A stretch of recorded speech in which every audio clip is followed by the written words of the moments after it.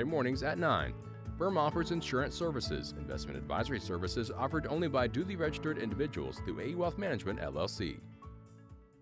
This hour of Ocala Talks is brought to you in part by Blockers Furniture. Go see all their specials at blockersfurniture.com. This is Ocala Talks with Tom Schmidt, bringing stories that are important to our community in and around Ocala. Plus, of course, a splash of sports as well. Now, here's your host, Tom.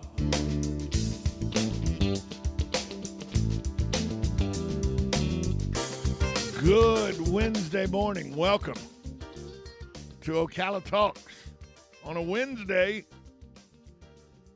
Glad all y'all are here with us this morning. We're coming to you from the studios of WOCA Radio, located just off the runway of the Ocala International Airport, the Brick City, beautiful Ocala, Florida. Although the line of storms that is headed this way, if the tornadoes in New Orleans are any indication, it's not going to be the Brick City, beautiful tomorrow. It's going to be rainy, nasty, and stormy Ocala tomorrow. Galen, from Life South joins us as he does every day. Brought to you by the good folks at Palm Garden Health Rehabilitation Center, Penn Flooring, and JustShip.net. Galen, good morning. Hey, what's going on, Tom? How are you today? Good. I want to give an update. I don't know if you're aware of this, but the Marion County Sheriff's Office issued an update of the missing man and woman, the 93 and 91-year-old who were supposed they left Ocala on Tuesday. On Saturday. They were supposed to go to visit relatives, meet with relatives in South Florida. They've been found safe. Everything's okay with this couple, 93 and 91. They're on a cruise. There was a text message or phone message missed by the family because they were supposed to go meet their family and have lunch with them or something before they boarded the boat. And instead, they thought they were running too late, so they boarded the boat without making that meeting. But they did make a call and contact their family. The call was missed, and so that's why the silver alert was issued, and the Marion County Sheriff's Office started looking for the missing persons. But all's well that ends well. The 91 and 93-year-old have been found safe, enjoying a cruise, Galen. I mean, if there's gonna be a good ending to the story, at least they're on a cruise. Yeah. I mean, they're like, look, can you kids, please leave me alone? I'm spending your inheritance. You got all this new technology. I didn't want to see you anymore. It's not my fault you don't know how to read a text. Exactly. That's right. That's kind of great, isn't it? That really is. Yeah. Look, we're 93, 91. By the way, we bought the unlimited drinking package, and, the casino's open. Your inheritance is going right out the blackjack table.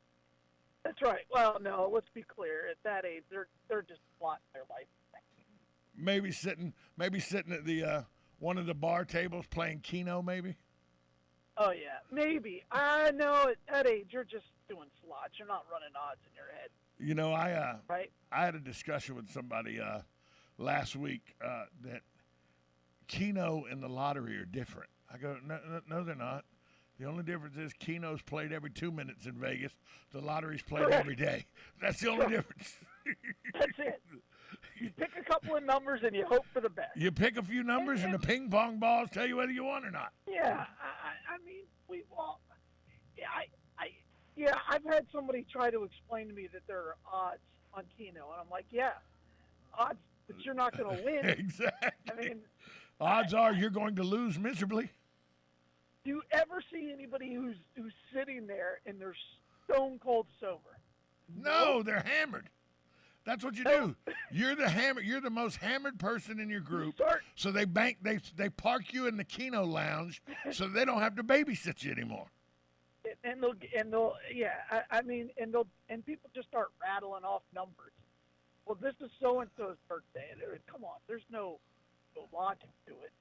There was one lady tried to explain to me that she was a Keno winner because she put one number in the 10s, one number in the 20s, one number in the 30s. I was like, well, you're not a Keno. First off, have you ever met anybody that's won more than like $25 at Keno? Well, no. I've seen somebody win. No, I haven't. But I saw somebody win in Vegas, hit one for like $5,000. I was like, oh my gosh. So that means they got four numbers right. Right, but that's probably the worst case scenario. Because now you think you can win at this game. Yeah. Oh, it's horrible. And they probably have subsequently have probably spent, 25, 30 grand on that game. It's just an Thinking, expensive. No, this one time. It's an expensive game of bingo. That's all it is. Yeah, kind of. Yeah, I mean, you just rattle off numbers. Yeah, and hope that your card has those numbers. One. And hope that your card has those numbers.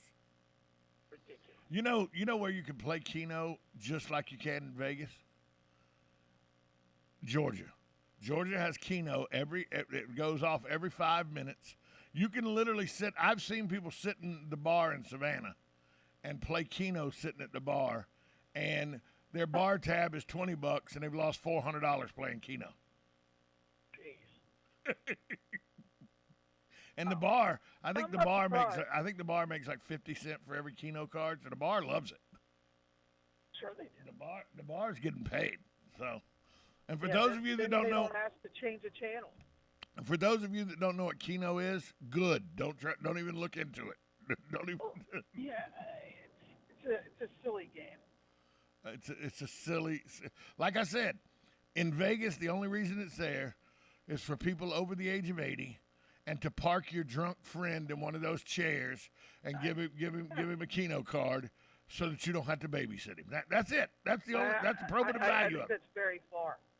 And have you ever seen the person with like 15 cards and they're just stamping? You're like, wow. Don't get them. You know who's worse though? And it used to be in Atlantic City. Now it's not so bad in Vegas, no, but in Atlantic City it was terrible. The blue-haired lady that would have like 6 slot machines cordoned off like they were hers, like she owned them. And how dare you come put any any money in them to play them? Oh, I had a woman one time I went to go through. She goes, "That slot machine's mine." I'm like, "You're 5 slot machines down. What are you talking about? It's yours." "I've been playing it for 3 hours. You're not going to win the jackpot." I go, "Here's what we're going to do, Gramps. You're going to stay the hell down there and not bother me because it's 4:30 in the morning and I'm about drunk. I'm going to put $20 in here, and if I win, I win. If I don't win, well, now you got $20 more close to the jackpot." Guess what happened? She got $20 more closer to the jackpot. There you go. I didn't win a damn thing on her machine, and I walked away after putting $20 in it. There was no reason for you to scream at me. I think she had 3 cigarettes going at one time. And I'm like, how are you even up? But then I realized she probably went to bed at 7:30. She got up at 3 and came right to the casino. Sure. Yeah, that's very, very possible. Atlantic City. Atlantic City, that's one of those towns that you get a block off the boardwalk, you could die.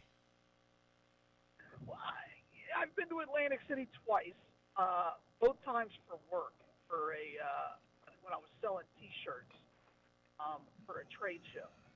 Yeah. There's nothing memorable about it.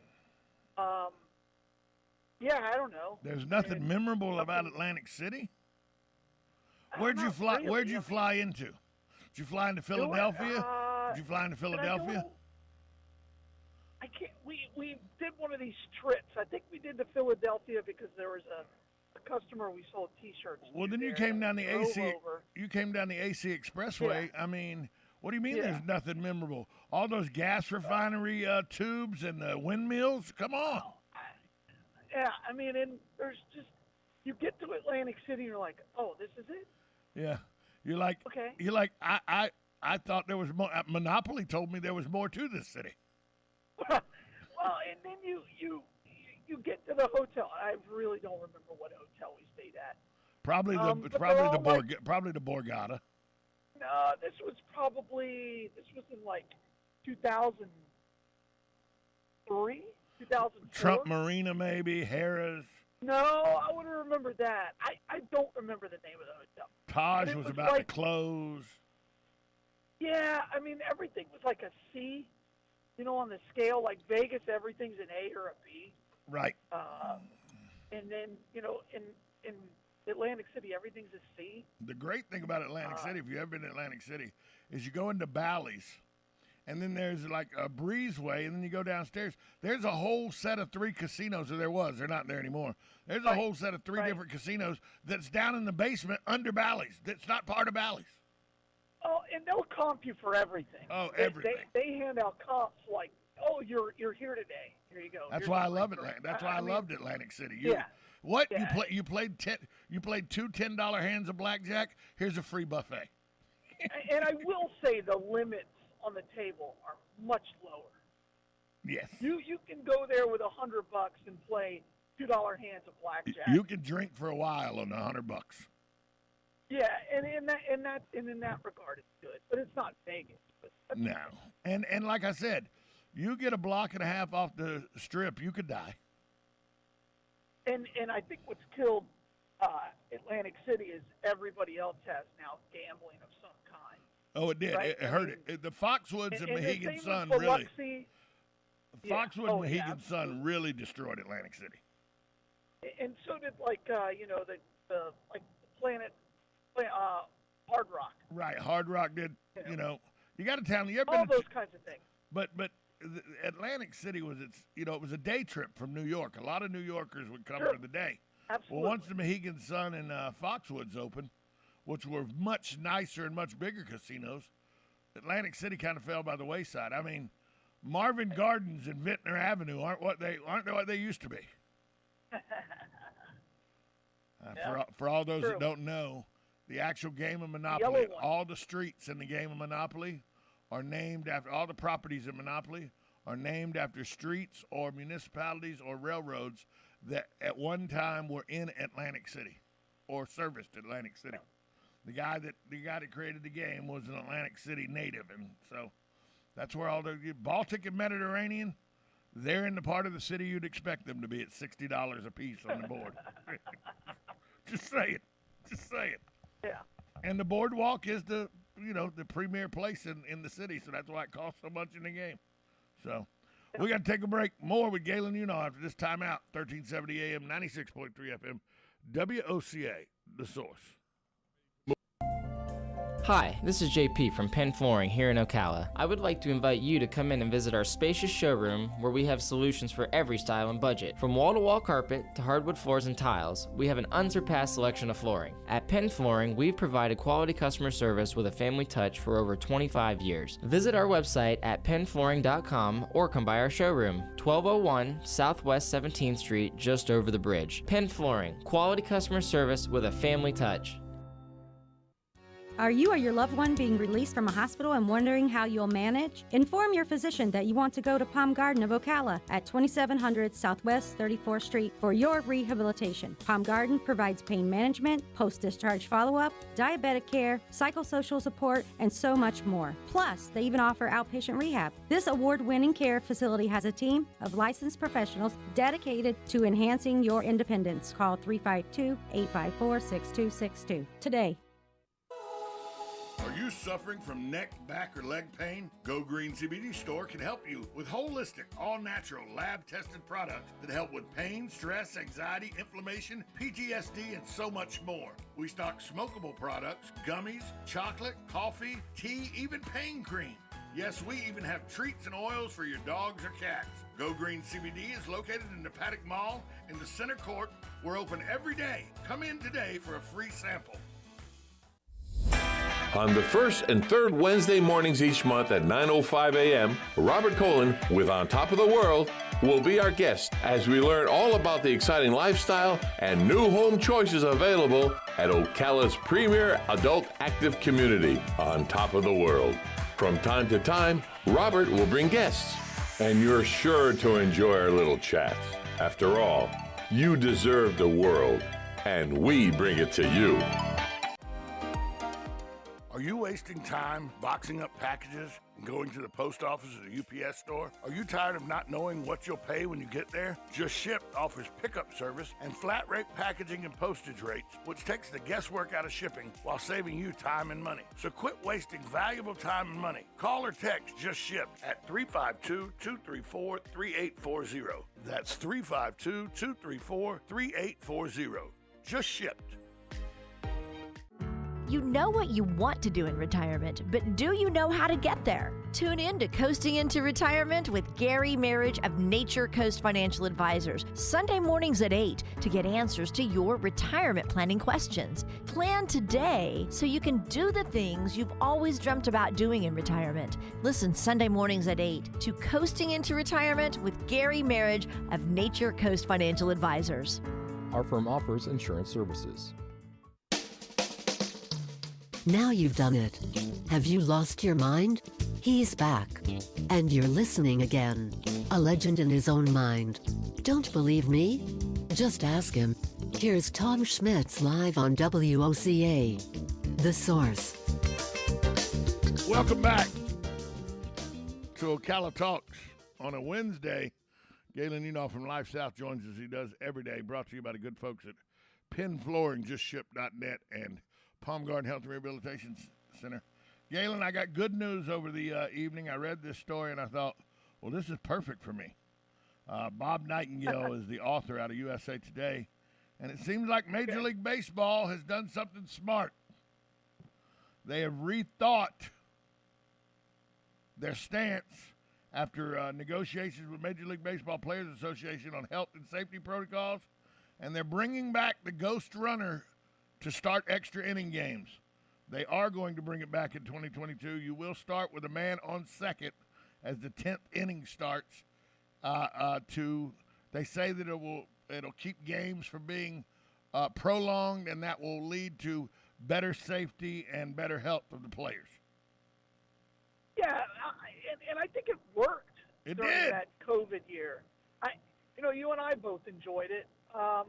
And it saves you. And let's be clear: once you're into a game, and it gets into extra innings, you're in and you're sucked in, and it ruins your next 3 days because you haven't slept. I like this. I like this a lot. I have not bought my package yet for this year. I don't know if I am. I've subscribed to the MLB package. Right. I don't know if I'm going to do it or not. Because I changed it the second that the strike happened, because they will take that money out irregardless if there's a season or not. So I canceled it. I don't know if I'm going to renew it. I don't know. I don't know why. I don't know why either. I guess I'm not into it yet. I haven't even checked many box scores for Red Sox or anything. So Well, I don't know. Maybe I'll get into it. Baseball also implemented the Shohei Otani Rule in their new protocols with the universal DH. And what that says, he's the only starting pitcher, but they had to make this rule for him. If the starting pitcher is also your DH, or is hitting in the lineup like Otani does, he can remain in the game as the DH, even if he's pulled out of the game as the starting pitcher. Because before, when Otani was pitching, he couldn't hit because he was he was the pitcher, but they made him the DH. So he was pitching but also DHing in the American League. So basically, it's like the National League. The pitcher was hitting, but this pitcher can actually hit. But then when they pulled him from a game, they also had to pull him from the hitting lineup and put a new DH in. Well, now Major League Baseball says they don't have to do that. Are you okay with that rule? Yeah.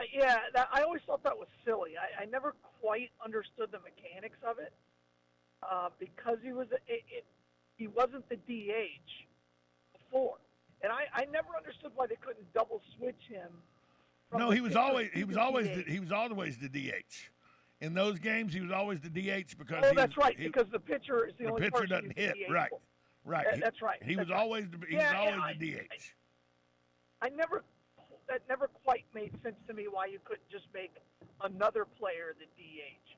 Right. So tonight, the second baseman's not going to hit. Otani's going to hit. And it never made sense. But I'm glad they cleared that up. Right, because now when he gets taken out of the game as a pitcher, he can still stay in the hitting lineup. And, Right. he hits pretty good, being that he was the MVP of the league last year. Well, he was almost a Triple Crown winner. I mean, he wasn't just an average hitter. And he won a few games. Yeah. Yeah, I mean, he's far better than I think anybody. He's the 12-year-old on the Little League team. The pitcher is always the pitcher's usually the best hitter, the best athlete. Your star pitcher is usually your star in all categories in Little League. Well, Otani's that way in the major leagues. And by the way, I'll be the first to admit, I thought when he got over here, the Japanese league is very competitive, I know, but it's not the major leagues. I thought when he got over here, he would get exposed as a DH by major league pitching. Wrong. Yeah. Oh yeah, absolutely. God, that guy. He's been injured, but he's played very well when he's healthy. That guy. And the Angels are still terrible. They're still terrible. They got two of the greatest baseball players in Major League Baseball, and they're horrible. Yeah, both of them are top 5. Right. And they will barely be 500. Barely. Yeah. Although about 7-8 years ago, I was in the Dollar Tree, and they had these baseball cards right at the register. You know how they put stuff at the register to make you impulse buy? And sure. I'm a sucker for baseball cards. So they had these unwrapped, wrapped, foil packages of baseball cards, and they were $1 a piece. And you got like 6 baseball cards. So I said, okay. So I threw 5 of them there, bought $5 worth of baseball cards. The third pack I opened, 2011 Mike Trout rookie card. Yep, and it's not the $5. It's not the red background. It's not the red background. It's not the blue background. It's the white background, which is the hardest of the 3 to find. Nice. I looked on eBay and Beckett and everything 2 days ago just because I came across this card. It was in a protector in a box, and I was going through it. I was my Mike Trout card. Wonder how much this card's going for right now. And now, mind you, I understand, folks, before you call in, something's only worth what a person will actually give you money for, no matter what the set price is. But right now, Beckett has the set price of that card between $1,300 and $1,500. It's not a bad investment for $5 throwing baseball cards up on the little counter there at the Dollar Tree. No, well done. Well done. It's probably worth, the collector give me probably $500 for it because they say it's worth $13 to $15. So, everything in baseball card is kind of like you're going to negotiate with Rick at Pawn Stars. You know what I mean? Hey, how much is this worth? $20,000. I'll give you $2,000 for it. Well, the best thing to do is when you have something like that is trade it. Right. Trade it for something else in the store. See, but my problem is I would trade it for about $1,200 worth of baseball cards.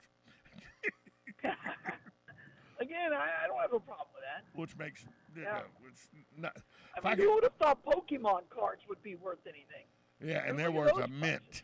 They're worth a mint. I mean, whenever anybody judges somebody for collecting something, it's like, look, I mean, if it brings them joy, who cares? It's their money. I mean, Can I take my Mike Trout card and trade it at, say, the casino for poker chips? Probably not, but you could probably do it right across the street at the pawn shop. Well, yeah, but I wouldn't get near the money I could get in poker chips, It's not the same.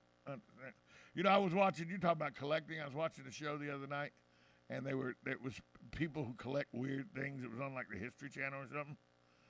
There's a guy up in New York, up near Menlo Park, up near Thomas Edison's area, that collects light bulbs, but collects antique old light bulbs. He's got one of Edison's first light bulbs. They had an expert come in and look at it like it was Antiques Roadshow or something. The expert, now this light bulb, it's a light bulb. $73,000. Well, yeah, I mean, come on, because you get somebody like Elon Musk, who, has more money than he knows what to do with, and he goes, "Oh, I love Edison, I love electricity. Oh, let me put this in my office." You know what right. I mean, come on.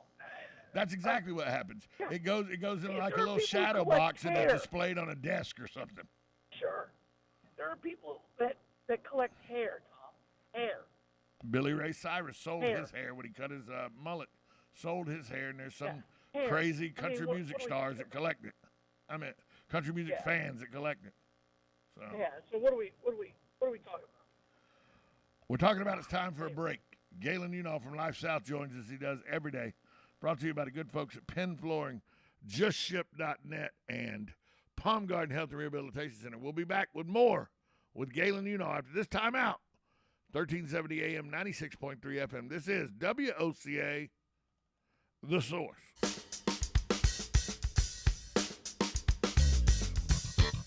Broadcasting from the Ocala International Airport, this is WOCA AM, W242CA FM, Ocala, 1370 AM, 96.3 FM, The Source. USA Radio News with Lance Pry. Russian Foreign Minister Sergei Lavrov warned that if NATO sends peacekeepers into Ukraine during Russia's war, that will lead to a direct military clash between the Russian forces and the alliance. Meanwhile, President Biden is leaving for Belgium today. He'll join NATO leaders for a summit tomorrow where he's expected to reveal new sanctions against Russia for invading Ukraine. A powerful tornado touched down in the New Orleans, Louisiana area overnight, knocking out power to thousands of customers and causing extensive damage. Authorities in St. Bernard Parish, which borders New Orleans to the southeast, told reporters late Tuesday that at least one person had been killed after the tornado. There continues to be reports of people trapped in the parish. Chinese state media reported Wednesday one of the two black boxes containing data from Monday's China Eastern Airlines plane crash has been found. Thanks for listening. It is well appreciated. We are USA Radio News. My leg was painful, red, and swollen just doing the crossword puzzle. I could have put off telling my doctor, but I didn't wait. He told his doctor and found out his leg pain, swelling, and redness are deep vein thrombosis, a blood clot which could travel to the lungs and lead to a pulmonary embolism, which could cause chest pain or discomfort or difficulty breathing and to be deadly. If you have one or more of these symptoms, this is no time to wait. Contact your doctor. Brought to you by Bristol-Myers Squibb and Pfizer. Angie's List is now Angie, your home for everything home. With Angie, you could cross your next project off your to-do list before this ad is over. Just tell us what you need, and we'll handle the rest, sending a top pro to get it done. Or browse reviews, compare quotes from pros, and connect instantly, all for free. For everything from routine maintenance to a dream remodel. Because however you want your project done, we'll get it done. Download the app or go to Angie.com. That's ANGI.com to get started.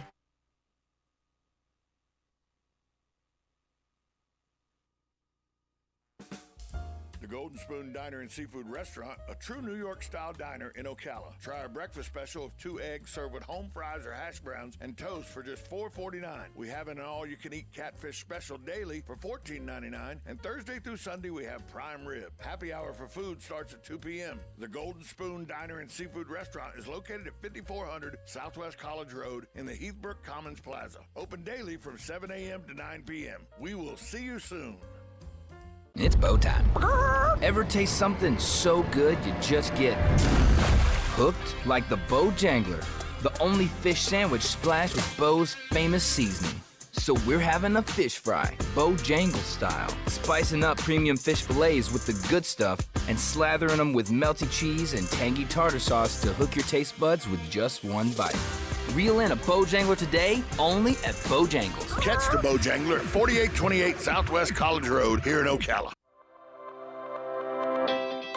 The Ocala Golf Club, one of Ocala's premier golf courses, from its pristine 18-hole course layout to its amazing pro shop. Jason Linhart and the staff at Ocala Golf offer everything that you need for your golf outing. That's the Ocala Golf Club. Experience country club style golf at municipal prices. You won't go wrong with the Ocala Golf Club. Call them for a tee time today, 352-401-6917. New arrivals and new savings are waiting for you at Blockers Furniture. With over 80,000 square feet of the best selection and best prices you can find on furniture, mattresses, home accents, accessories, and more. And with new trucks arriving weekly, Blockers has the best available in-stock selection. Unlike many other furniture companies that will have you waiting for months to get what you want or need, come see everything that Blockers has to offer. Blockers Furniture, 2402 Southwest College Road, next to Hobby Lobby. Hey folks, are you looking for some ideas or just plain advice for your garden this spring? Here's an idea. Bring a photo of your plants to Bob Wine's Camellia Gardens, where they've got the experts with all the right solutions. The design work is free, and the plants are the best you can buy at truly inflation-fighting prices. This week, you'll see Crown of Thorns, Kalanchoe, Christmas Cactus, African Violets, Rex Begonia, Bromeliads, and many more. The list is just too long. Prices start as low as $4.99 on your favorites, including the big 4-pack of jumbo veggies. Remember, you buy a tree at one low price, you get a second tree at half price. Only at Bob Wine's Camellia Gardens on Southeast 38th Street in Ocala. They're on Southeast 38th Street, open daily till 4:30, Saturdays till 3, in the same blooming place for going on 70 years.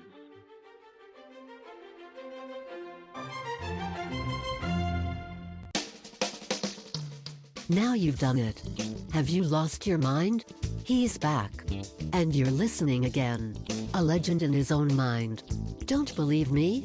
Just ask him. Here's Tom Schmitz live on WOCA. The Source.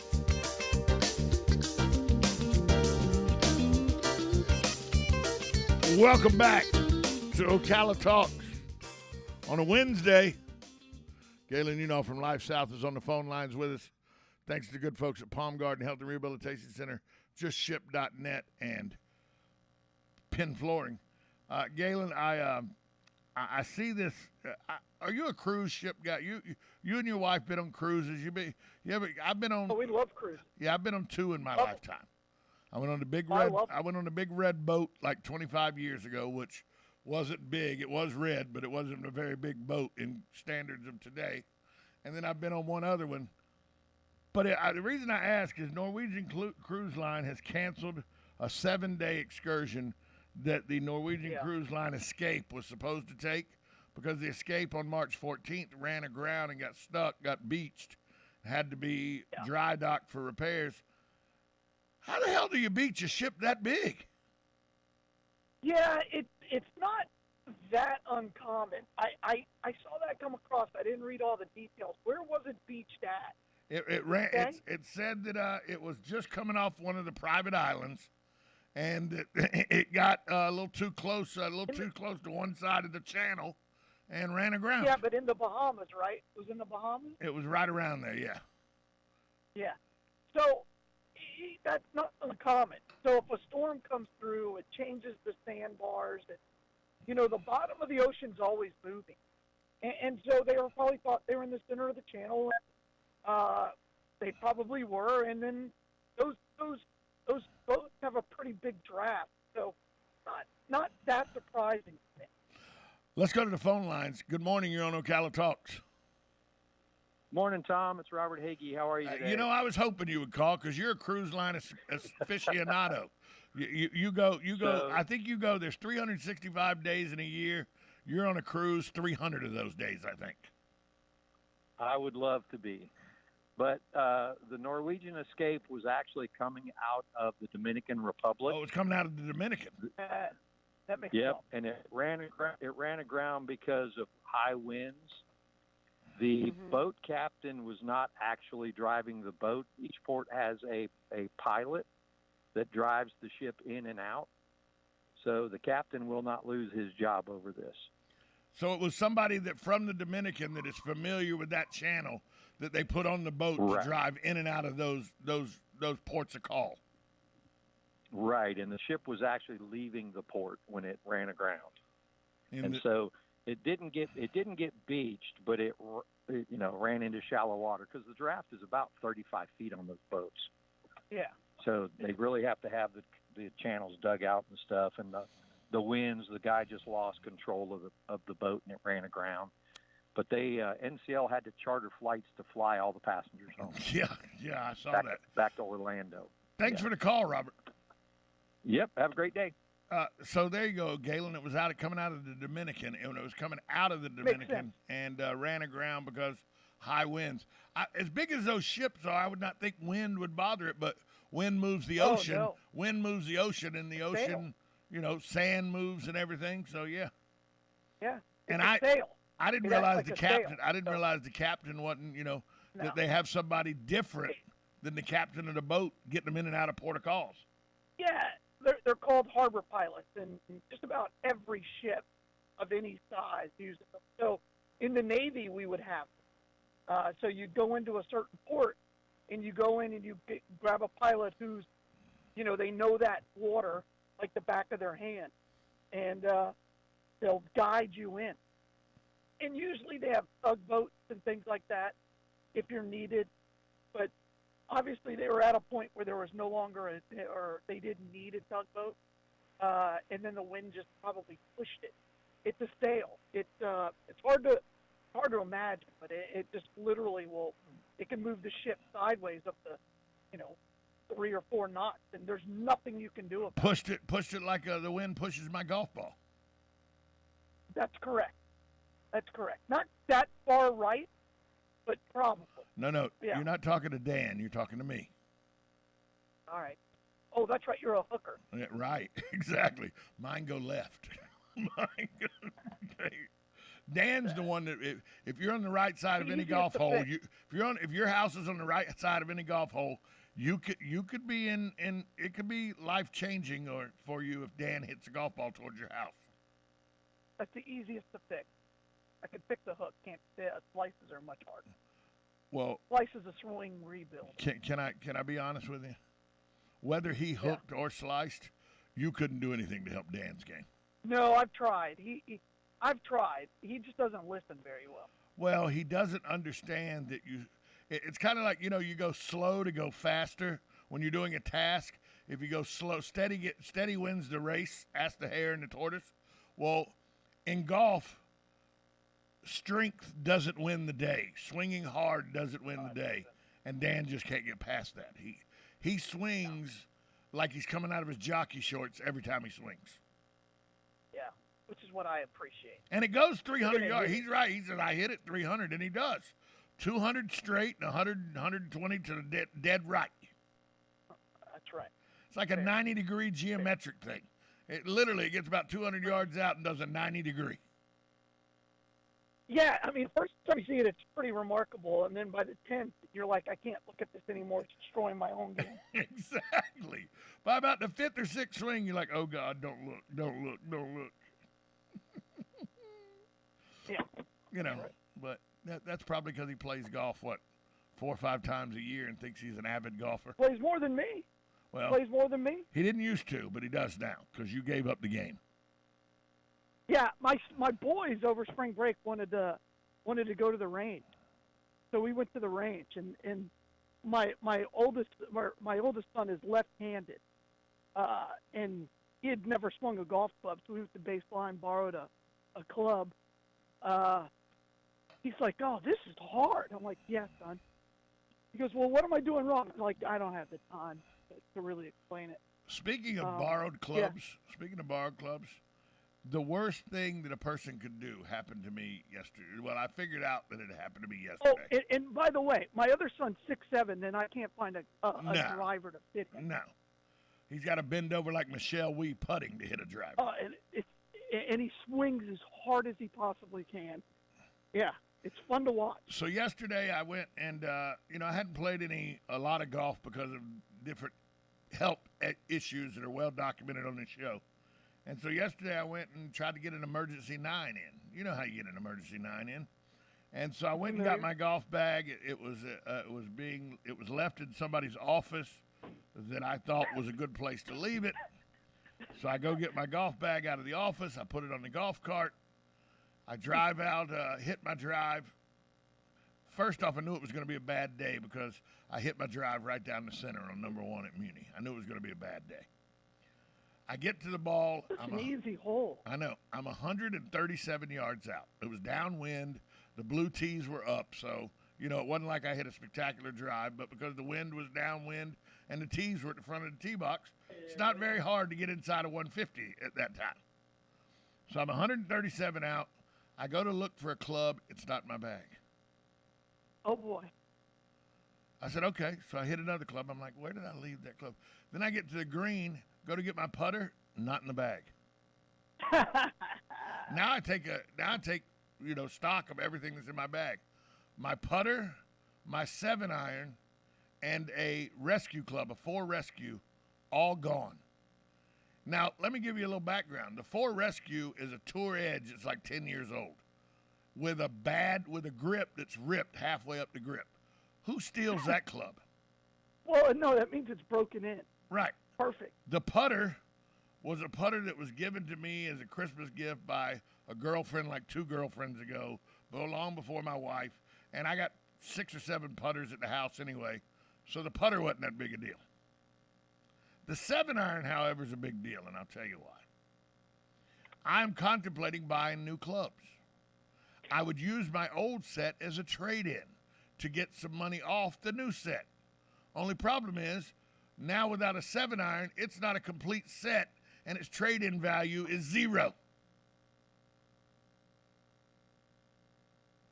What was it before? About $160, $150. Then go to a used club place. I'm going to start because I went on the internet to see what it'd be like to replace it. They want $120 to replace it. The whole set's only worth $150. Yeah. So, but what kind of lame? I'm on the radio, so I can't. FCC got to watch. They're watching. What kind of person steals 3 random clubs like that? Did you check with your friend that you left it in the office? Oh yeah. Checked with him. He did a search of his office. Nowhere in there. Checked the. Check his bag. Checked his bag. Checked the rental club storage area. Checked the lost club storage area. Nowhere to be found. That's awesome. It's not awesome. It's awful. Pretty funny. And he's been after me for 4 or 5 months. He's like, dude, your clubs are not safe in this office. No club is safe in this office because he has traffic coming in and out. He's like, no club's safe. And then I called him yesterday. I go, dude, my clubs. He goes, I tried to, because I thought he had taken them. Because I sent him a text. I go, okay, I get it. You don't want my clubs in your office anymore. Where are my clubs you took out to prove to me that you don't want them in the office? He's like, what? And I go, dude, I'm not playing. I'm angry. He goes, oh, well, you're angry. I'm not lying to you. I don't have your clubs. I don't want you angry at me. I don't have your clubs. So now, terrible. But you know what's going to happen now? Now, every time I go to the golf course, Hawkeye's looking for his clubs. Are you checking other people's Hawkeye's bags? looking Yeah, for his checking clubs. for other people's bags. You Yeah, know, I got you, man. It probably won't be a Been good there. day if I find my club. Well, I had I was playing in a I think you'll love this story. I was playing in one of those, scrambles. The charity and where you scrambles, just get yeah, where you they would just assign you. This wasn't really a charity one; it was one for like a work function, and they just assigned you a foursome. Ooh. And so I had a head cover for my Scotty Cameron putter. Right. And I have the same routine. I take the head cover off, I put it on the green, in between the pin and the cart. Right, so where I put all my clubs, where you're going to walk right past it. And it was gone, and I knew it was gone, and I stopped and said, "Hey, what happened to my head cover?" Two of the other 3 said, "Oh, I haven't seen it. I don't know," and it made me mad. So I lose my head cover. A year later, I'm in the same event, and the guy I'm playing with has my head cover. So the question is what do you do in that situation? I know he stole it. And I went up to him and said, "Hey, that's a really nice head cover." And this is what he said. He goes, "Yeah, I found it at a charity event." I'm like, that's nice. Really nice. Did you get it back? I'm like, no. I'm like, I guilted him. I'm like, wow, really matches one that I lost at a charity event about a year ago. At this event, he goes, "Oh, yeah." And he goes, "Oh, is that the one we played together?" I'm like, yeah. And he didn't care. Some people just don't have any morals. Wow. I did nothing with that. No. I would have walked up to him and said, "Nice head cover. Where'd you get that?" At a charity event. Yeah, last year, because it's mine. I was tempted, man. I was tempted. I'd have caused the whole a work incident. function. Everybody would have been like, "Tom, why'd you have to be a jerk to that guy? It was an honest mistake. He found it on a green, Absolutely. I could have seen it turned on me. It'd have been me being the jerk. Which is what's going to happen when I find my clubs, by the way. Sure. Somebody's going to get knocked Exactly right. unconscious, and I'm going to be blamed. Sure. Even if it's me that's knocked unconscious, I'll still get blamed. Yeah, you're right. You will. So an article came out yesterday on the Athletic Jason Jinks and Mike Sando wrote it, and it's not good, but it's good for you because it means that a head coach who you are tired of and would be okay with never seeing in football again. More details are coming out about his behavior, which is pretty much sewing up that he'll never coach again, at least in the NFL. Oh, boy. At least in the NFL. Oh, boy. There are now reports that Urban Meyer, not only with the incidents with Marvin Jones and James Robinson, benching James Robinson, and place kicker Josh Lambo, now it comes out that Meyer tried to intimidate several players within a group because there was a misassignment in the game. He said to have made matters even worse by insinuating that if I cut you guys, you couldn't get a job paying more than $15 an hour. He also made an offensive statement, according to this article, to quarterback Trevor Lawrence and receiver John Brown after Brown ran the wrong route. He goes, "Hey, Trevor, you got to slow it down for him. The boys from the South, their transcripts ain't right." What this guy, he's never coaching in the NFL again. That's for certain. And I would say he shouldn't even have a job analyzing the NFL. I don't think he will. I mean, there are very few things that I like to hate read, where you just read something and you enjoy somebody else's pain. Boy, do I love to hate read any article about Urban Meyer. Because he's just not a good person. And I think that's being proven every single day. And I think he's a perfect example of all of Florida Gator fans. I think he's the benchmark. I mean, for a long time, it was Tim Tebow, probably the greatest human being to ever walk the earth outside of Jesus Christ himself. Urban Meyer is now the cover and the face of Florida Gators. Yes. God, I enjoyed saying that. DJ Clark, who is a wide receiver, said that he feels like threats are what motivate you. He would come to us and tell us if receivers weren't doing good, he wasn't going to fire us. He was going to fire our coach. He'd say that when the coach was in hearing shot of him. He said those threats he thought were the way that you could motivate players, but it only made the environment more dysfunctional. And then there's a list that Meyer allegedly berated a player. Okay, this one is a little touchy for me.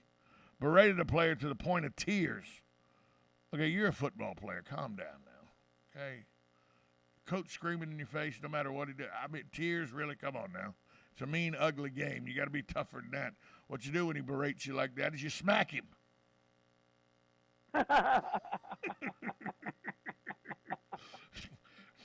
Could you imagine, 300-pound offensive lineman blubbering like a small child because Urban Meyer at 5 foot nothing, 100 nothing, with zero speck of athletic abilities yelling at him?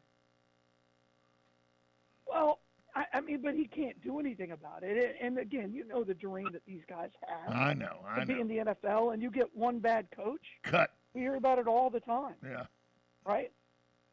But so, yeah, I respect that. The question then stands, if he thought he could intimidate NFL players that way, guys who make more money than he does and really, can't be intimidated that much, how bad a toxic room or anything must it have been at every coaching stop as a college coach? You don't hear those stories. You don't hear those. Like that. Well, you don't hear those stories. And the reason you don't is because you can control every right. part of their life. You can control all the media because Florida only lets Florida. You as a media member, you only get access to Florida when Florida wants you to have access to them. Scott Carter writes the stories, or he used to write the stories for the UF Athletic Association, and then they would give them out to other reporting agencies and everything because he could control the narrative. UF could control the narrative that way.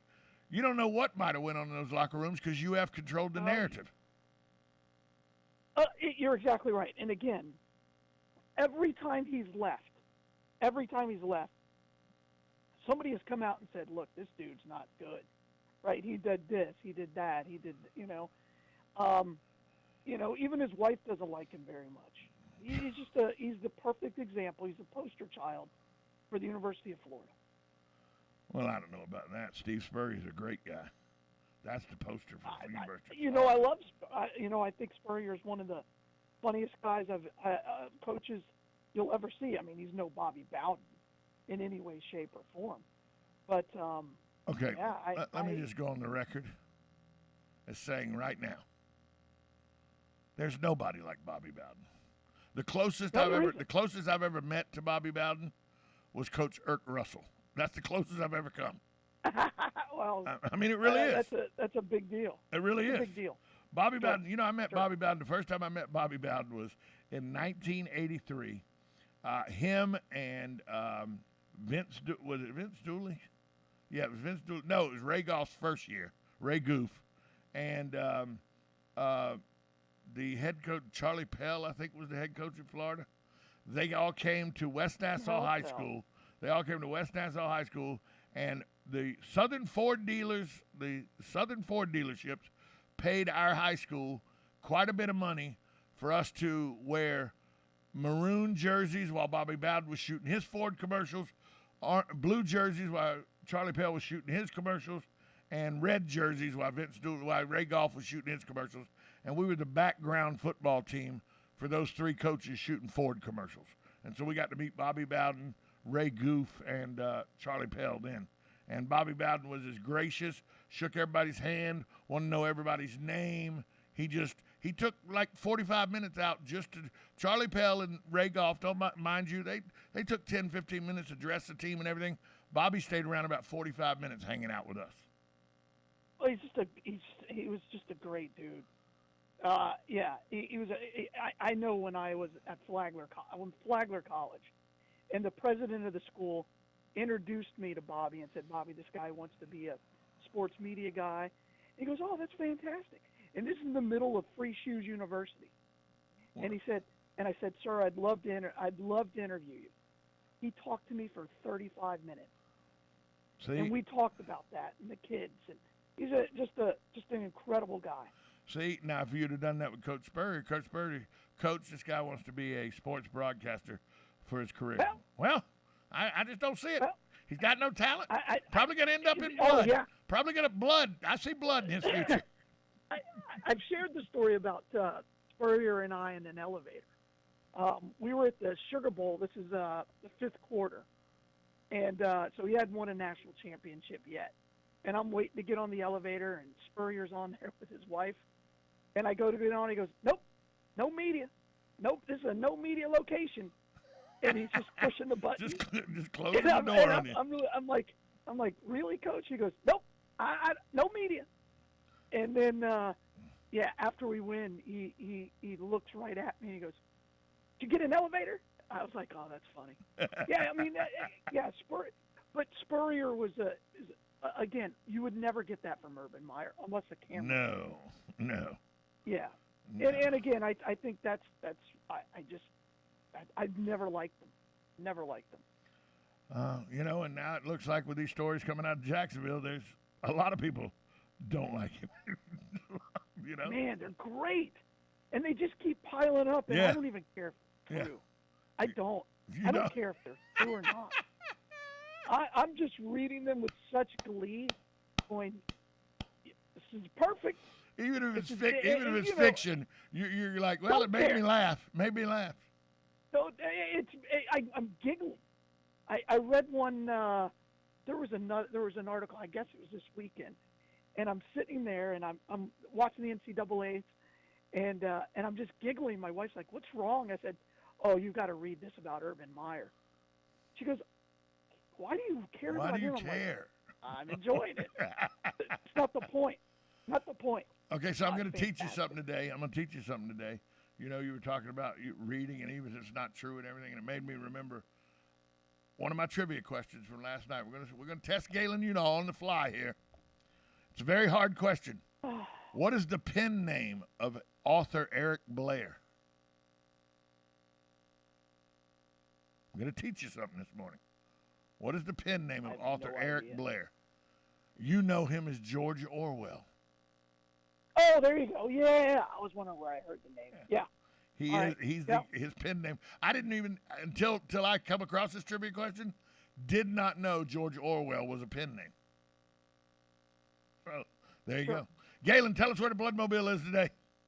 Hey, today we're at the Ocala RV Resort, hitting all those Canadians and everybody who's lives in another state. So you can come by and check us out right on the boulevard, 1607 East Silver Springs Boulevard. Give the gift of life, donate blood. Galen, I'll talk to you tomorrow. All right, bye all. We'll be right back after this timeout with Robert Colin from On Top of the World. And he's always got an interesting guest. We'll be right back on Ocala Talks.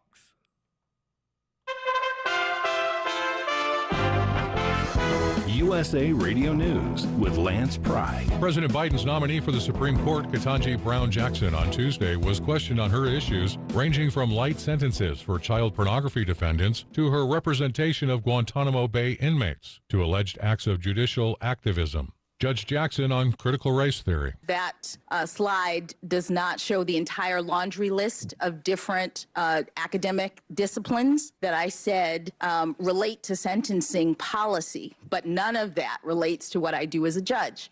One of the 2 black boxes containing data from Monday's China Eastern Airlines plane crash has been found. The black boxes are the technical equipment on planes that reveal reasons for the crash. China's state media said the box was found to be heavily damaged, noting that it was not immediately clear whether it was the one that recorded flight data or cockpit communications with air traffic controllers. USA Radio News. Have you or someone you know used heartburn medications Zantac or ranitidine and been diagnosed with cancer? Zantac and ranitidine have been positively linked to cancer. According to the FDA, Zantac and ranitidine contain NDMA, a known cancer-causing agent. NDMA has been positively linked to cancers of the bladder, pancreas, esophagus, liver, and stomach. Even in single doses and in smaller doses over time, NDMA is one of the strongest proven cancer-causing agents. Call 888-960-1233 or go to ZantacMoney.com. You may be entitled to substantial compensation without going to court if you or a loved one have taken these products in the past 10 years and been diagnosed with cancer. Call now to see if you qualify for free. Call 888-960-1233 or visit ZantacMoney.com to get what may be owed to you. You may be entitled to a cash reward. Find out now at ZantacMoney.com or call 888-960-1233 to see if you qualify for free. Broadcasting from the Ocala International Airport, this is WOCA AM, W242CA FM, Ocala, 1370 AM, 96.3 FM, The Source. It's time for Farm and Ranch headlines on the Southeast AgNet. I'm Tyron Spearman reporting. Last week in Washington, during the Spring 22 Washington Fly-In, the Georgia Peanut Commission, Alabama peanut producers, and Florida peanut producers teamed up with the U.S. Peanut Federation to provide peanut butter to the Capital Area Food Bank. The delivery was made by Southern Ag Carriers of Albany, Georgia. They donated 10,080 jars of peanut butter to the food bank. U.S. Peanut Federation members joined on the site at the Capital Area Food Bank warehouse by Sanford Bishop. He is the congressman out of Georgia. The food bank works to address hunger today and create a brighter future tomorrow for about 500,000 neighbors across the region outside of the Washington area who are experiencing food insecurity.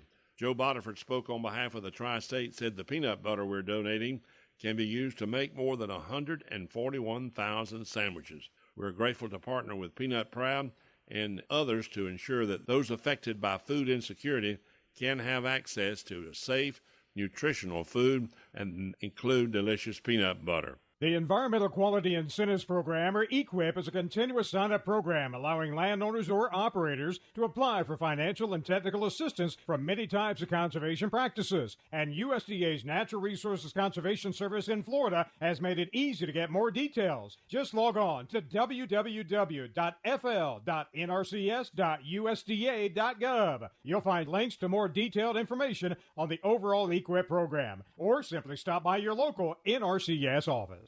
Do you enjoy receiving all the news from the Southeast AgNet reports? There's another way to stay informed through our Southeast AgNet e-newsletter. Visit southeastagnet.com and click on the sign up for our Southeast AgNet e-newsletter delivered right to your inbox. I'm Tyron Spearman for Southeast AgNet. When it really counts, depend on the Source for the latest weather updates, keeping you ahead of the storm. 96.3 FM, 1370 AM, The Source. We'll have a mix of clouds and sunshine today with a gusty thunderstorm this afternoon, which can bring damaging winds, high 89 to 91. Cloudy and warm tonight with a couple of showers and a thunderstorm, and a low of 70 to 74. Then Thursday we'll have thunderstorms, severe early, bringing downpours, large hail, damaging winds, even a tornado, high 76 to 88. And partly sunny Friday. From the Florida Weather Center, I'm Holly Holden. You know what you want to do in retirement, but do you know how to get there? Join Gary and Don Crawford